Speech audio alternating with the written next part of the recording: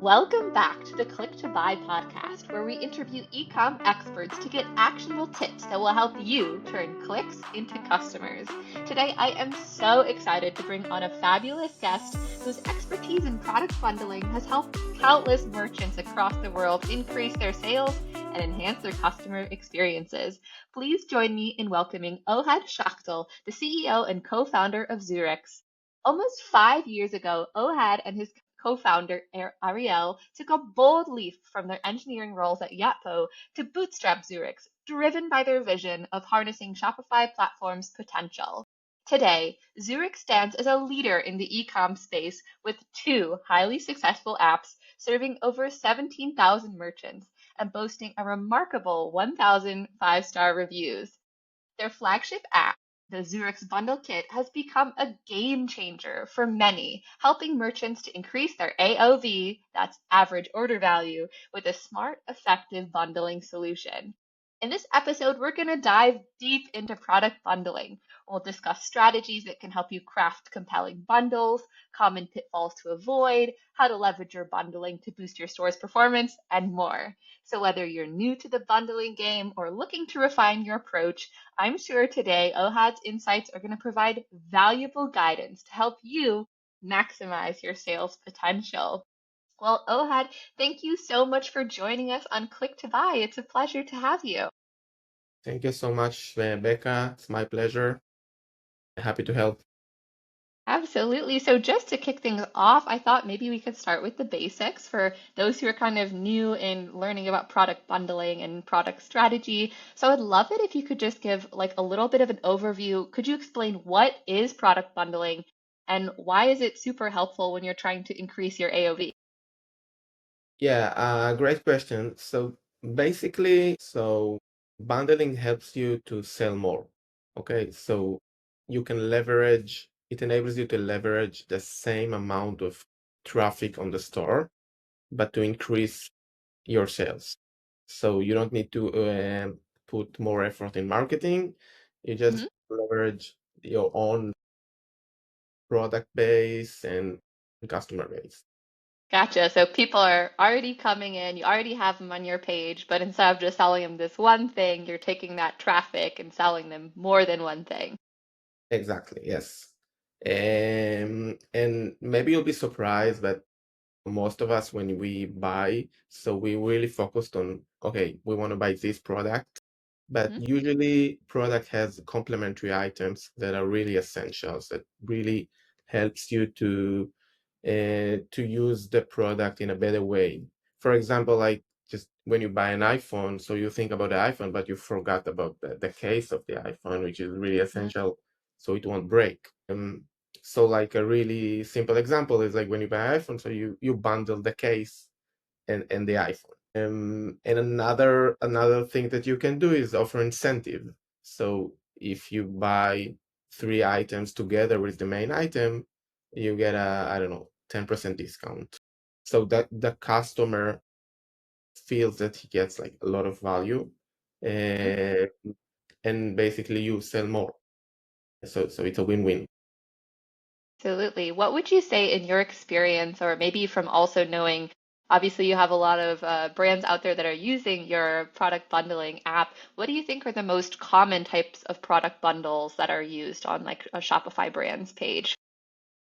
Yeah, so the most common bundles are the regular bundle. So just like I mentioned, when you come and you want to, instead of just buy one item, you buy, let's say, 3 items, the main item and 2 complementary items with a discount.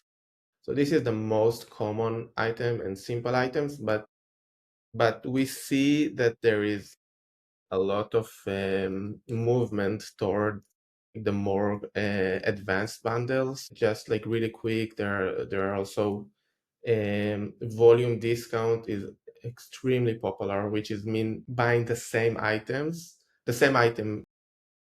in larger quantity and get a discount, a quantitative discount based on the number of items that you buy. So volume discount is extremely popular as well. And after that comes the BOGO, when you buy one get one, for example, or buy two get 50% off on the third one. And the mix and match. Also, the mix and match becomes like really popular. And mix and match is basically giving discount based on collections. So, for example, if you buy two shoes, you get 10% off. If you buy three shoes out of the shoes collection, you get 20% off, etc. Absolutely. Thanks for breaking that down, especially interesting to hear how many different options that can be arranged. I guess like thinking from brand side, if I'm a brand and I'm trying to figure out my bundling strategy, what key factors should I consider in figuring out which strategy might work the best with my customer base? Yeah, it's a good question. So maybe I would start with like avoiding mistakes. Okay, Okay. Yeah, let's do that. so it's like sometimes it's easier also in life, but not to do stupid things. So it's enough not to do stupid things to be successful. I Hmm. think Warren Buffett said it. I'm not sure. So like let's talk about the mistakes. Like one of the mistakes is putting too many bundles on the same page, so the customer gets confused. Okay. Like the customer comes to the page, says so many bundles. Oh, what should I buy? And then like let's say I'm throwing two balls at you. Okay, which one do Yeah. you catch? So probably both of them will fall. So this is the first mistake. So putting the same multiple bundles from the same type. Okay, second mistake is like multiple bundles from different type. So I would focus on one type Hmm. and optimize it and test it. So so regarding your questions, we don't always know what works and what doesn't. Okay, we can have our assumption, like, but we probably have like the hunch, have the feelings about a bundle, because Hmm. usually like a merchant knows customer and her product best, better than I am, by the way, because like our platform is agnostic. So I would go with the first hunch and test it, and if it works, I will optimize it. And yeah, but I definitely, and another mistake that you can do is like putting the bundles, let's say at the bottom of the page. Okay, so Okay. usually people don't scroll down until the bottom of the page. So I will focus on just below the add to cart button. Hmm. And is we notice that this is the best place. And another thing that you can do, like we see that works really well for our merchant, is to remove the add to cart button of the main item and just sell the bundle. Okay, Okay. so yeah, so the bundle is really flexible and it enables the customers to, just pick one product, so you can have the main item Hmm. pre-selected, and you can have the two other items not selected. So basically it's like more intuitive, and it makes the page more simple and less choices for the customer. Yeah, I can imagine something like that working really well, especially when, like you said with your example before, with like some technology, like there's certain things that are just going to make sense. You're going to want every piece of the puzzle. Of course, there might be some people who only need one item, but if you just make that such a seamless journey, like I remember I was looking for a plant online, which isn't something that I would normally think like, oh, what a great bundling opportunity. But it was really nice because it was like, here's a plant, here's like the special pot, here's like the spritz, this is how you take care of it if you want it. So it was just like so smooth that I pretty much put everything in the cart just because it was all presented in a way that was super easy to just like flow through and figure out what I did and didn't want. So it sounds like that's something that you're saying can help a lot if you try to avoid the mistake of either putting the offer too low or putting it in a confusing spot. You just want to improve, I guess, that journey. Yes, another tip is like Hmm. a lot of people put lots of effort in the desktop and how it looks like, but most of the traffic comes from mobile.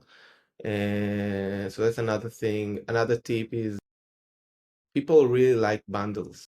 Okay, people really Yeah. like, getting discounts. So what lots of merchants do that we see that works well is having like a dedicated page for bundles Mm. and promote it. So people shop bundles. Hmm. that gives them the feelings that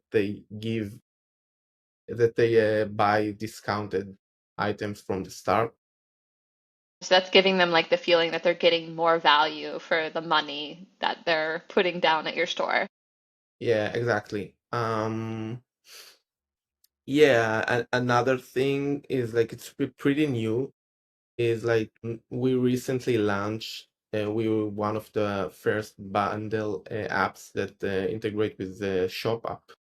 Mhm. So Shop app is like it's a new platform of Shopify that basically it's one app that um it's like native app, okay, that people can buy from. It's not your own dedicated brand, but more similar to Amazon. Okay. Okay.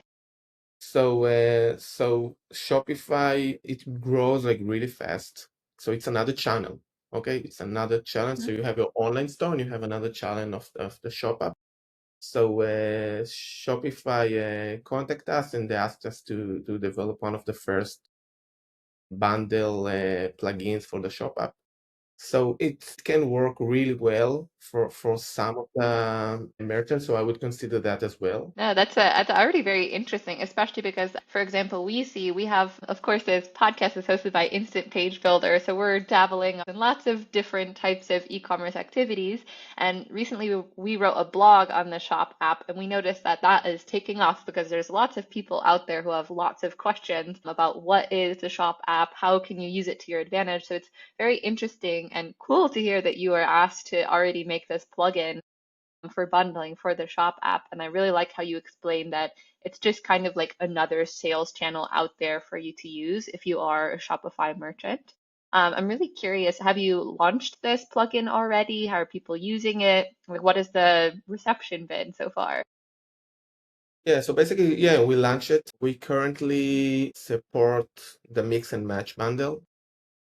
And what we did, we made it like really smooth for all our merchants. So if a merchant had enabled mix and match offer and this merchant is eligible for the shop app.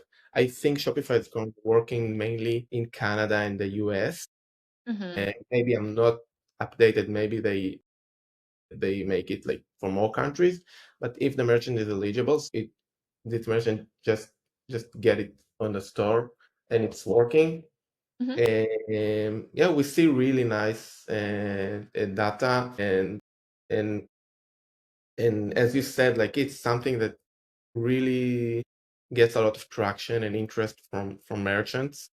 Hmm. So like I think like it's a general tip to be because this world is so dynamic, Hmm. uh, and so to be always informed about new sales channel. Hmm. Also from our end, we also the bundles keep evolving. Hmm. Um, um, so we try to really keep the pace with our merchants because we get so many new requests. Hmm. And yeah, Absolutely. Well, already I have so many ideas for other questions I could ask you. We've already talked a little bit about like mistakes that merchants could make, and now you're talking about also how there's so many different possibilities for bundling that are emerging. I'm really curious if you have any like tips or advice for when you have a bundle, what sort of data points or things should a brand be looking at in order to keep optimizing it or keep testing to really perfect that balance? like there's a lot of options. So first of all, I would customize the bundle to make it like seamlessly. It looks like the branding of the store, so it won't look like a different animal. So it's super important. And of course, I will test it. So I will see the conversion rate of the bundle. We see how many people actually click on the bundle and how many people actually buy it. So because there are so many options for the Hmm. bundle, like we said, we put it aside the main add to cart button or remove the main add to cart button. You can put it in the bottom of the page or in the middle of the page. You can have dedicated page for the bundle, or you can have the bundle just in the product page, you can have the bundle in the cart. So many options. So it's super important to test it and see what converts and what not, and and optimize it. So this is one optimization. Another optimization is like the look and feel. So we talked about making it really similar to the theme, and but even though if it's similar, maybe the buttons should be in a different color so it will be more appealing. Yeah. So testing it's like super crucial. Yeah. Don't count on your intuition. Test. Yeah. Absolutely. Although we make so many choices based on our gut instinct, I think, as you said, testing is the best way to validate that your assumptions are correct. And nice to hear that kind of two ways that you're saying that people can try to optimize their bundle is where is it placed on your site? Where does it make sense in the journey? Is it on the add to cart? Is it its own page? Is it on the PDP? And then how can you optimize the look and the feel and the styling? So I think those are two really tangible tips that could definitely work across industries because as you've said, like you're agnostic, your tool can be used by any type of brand really. But on that note, I'm curious if you could maybe you have some examples or like case studies from different clients and different like industries who've used your bundles for success. So the first example that I can talk about is from a merchant selling bracelets, Hmm. necklaces, and rings. So it's doing more than $500,000 each month. Uh, Overall, it has 31 products in the store. Wow, Uh, okay. so yeah, so lots of people think that you need multiple, many products to sell, Hmm. but to be successful, but no. And it has three bundles. So the bundle is offered on a separate page, Hmm. okay, separate product page, and Zurich is responsible for about 185K from its sales, which is 32% from the store revenue. So overall, 3,700 orders each month. Hmm. 1,200 comes from Zurich's. AOV is 10% increase from the store AOV. Yeah, I'm curious, like, do you know what sort of bundles that they're using on their store, or is it a bit of a mix? So they're using no, just regular bundles. We did some extra customization for them. Hmm. It's a bit advanced. It's like having like just one because the variants are the same. So we managed to merge all the variants into one variant selector, but I don't think that did the difference. So I think what makes the difference here, it's like the separate product page for the bundle. So Interesting. so so it's like really simple and not a lot of choices. So the customer comes to the page, see the bundle and buys. Absolutely. Interesting that that could work something so well. As you said, like they only have 31 different product variants, but at the same time, with like bundles and also their other efforts, they're still able to pull in quite a lot. So that's definitely a great example. I would be open, definitely open if you have another example from a different store. Sure. So this is a store that sells coolers, okay, and they have about 20% of their orders come from our app. It uses cross-sell, which is another offer. It's like it's similar to bundles, but it's just complementary items that can Hmm. be bought separately. So what it does, that he only have cross-sell on the cart page. Okay, so Hmm. again, like it's really important to understand that you don't have to put too many offers, too many pages. Just be focused on one page. And what's nice, what he did nice is really optimized the mapping, like the in the variant level. So if someone added like a specific cooler from a Hmm. specific size, so this merchant offers specific complementary items that are Hmm. really specific for this variant. Okay, and so the AOV increased in 44%.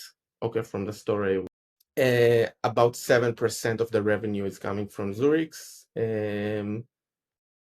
Yes. Another example? Absolutely, but I would first love to hear. So that's really interesting. The first example you gave, for example, was really like standard bundling sort of efforts, and the second was really focused on like a specific cross sell, also in selling a very different type of product. So yeah, it's very interesting to hear how different merchants can try to figure out what works for them. Have you seen a lot of merchants that do like the sort of cross sell and use Xerox for these really particular like cross-sell variations that are really specific to the key product? Uh, we don't see a lot of merchant do it, and that's a bit of shame. Like this is like great what people can do. I can also say that we also need to do some to walk another step here from the product perspective, because currently not all of our bundles are support to show bundles for specific variants. So we're Okay, working on it. gotcha. Um, so, but basically, like merchant are not asking it enough.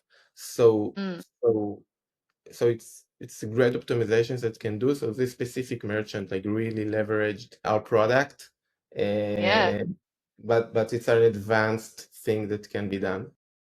it's really, I was going to say it's really cool to see how the use cases you're seeing in the product are also maybe driving some of the innovation once you're starting to see some of these maybe more advanced users test out different things. I know at Instant as well, we're often inspired by the different ways we see people using our product, and then we think, maybe we could make this a little bit easier because other people should definitely be doing this.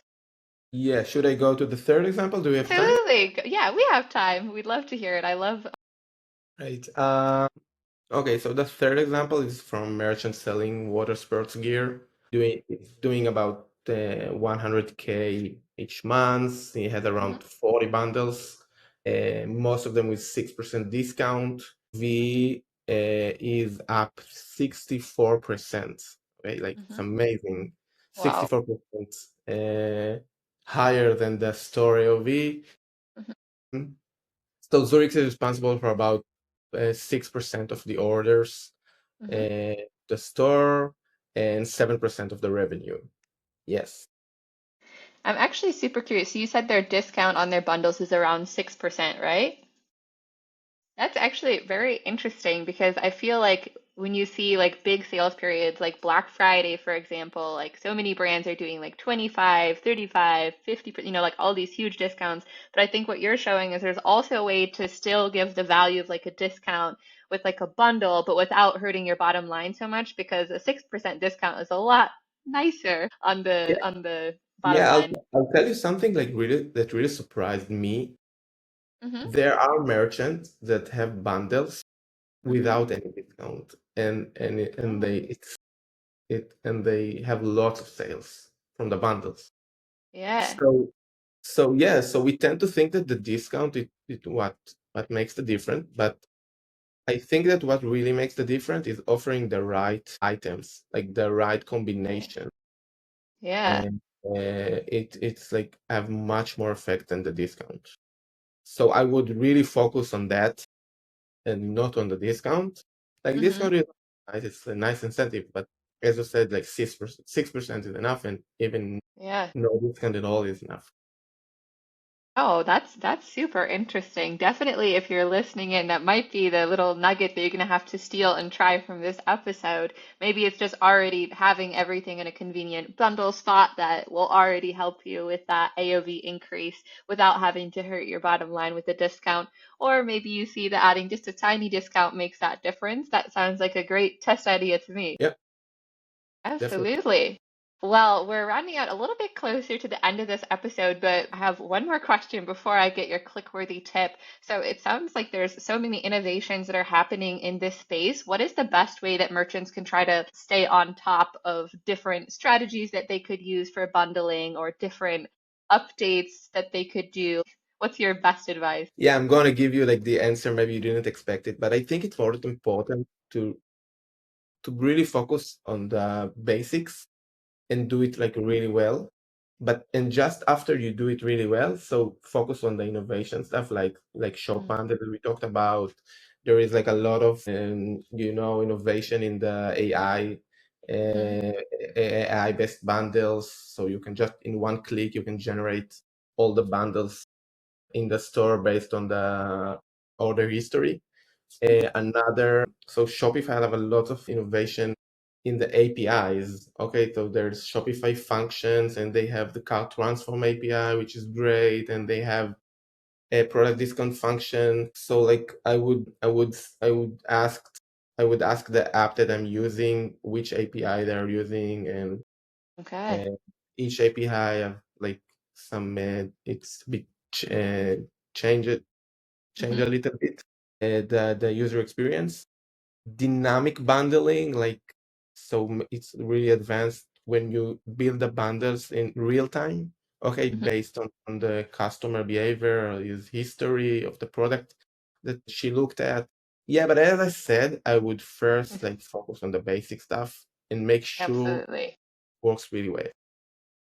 It's like some really great advice. I also love that you brought it back to that because indeed, I think if you focus on that customer journey and improving that, then there's time to get into some of the advanced use cases. But you have to have a solid foundation first. And I think that's also a nice thing to try to keep in the back of your mind when there's so many things coming at you, so many apps you could use, so many targets you want to hit, but you just got to make sure you have that solid foundation, and then you can let the rest fall into place with a solid strategy. Well, thank you so much for appearing on this podcast, Ohad. It was so great to pick your brain on all things product bundling. In case anyone's tuned in and they want to learn more about you or more about Zurich or your journey, where's the best place that they can find you online?